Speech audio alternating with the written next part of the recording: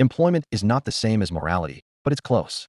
You can't lecture on trust when your own professional duties are questioned. Emily's path was different. She petitioned for counseling with Jake, told him she would look at separation only after therapy and counseling took place. I know it sounds tidy, but it's not. There were late night fights where I heard through the thin walls of the phone calls. She would replay the messages like a broken record. How could you? We had a life. What did I miss? Their home didn't explode. It dissolved. For all our carefulness. Their marriage ended up in pieces anyway.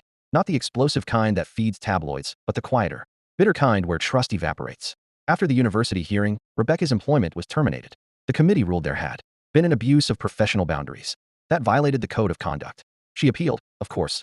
We both knew what a paper trail looks like when the only defense is remorse and disbelief. I wasn't glad to see her stripped of her role. I felt the exact opposite of triumph. There was a heavy hollow where anger once sat. The knowledge that truth had consequences didn't bring happiness. It brought clarity. We never went scorched earth. No public posts, no smear campaigns. Instead, we chose institutions and people who could do their part.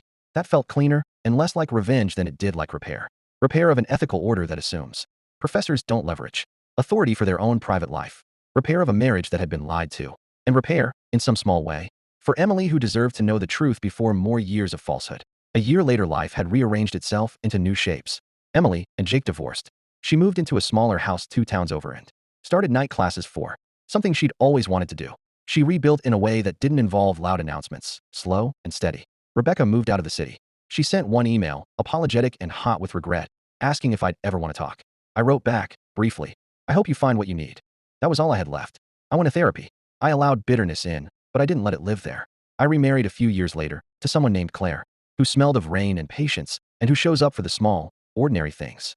I'm careful now about what I trust, and that's okay.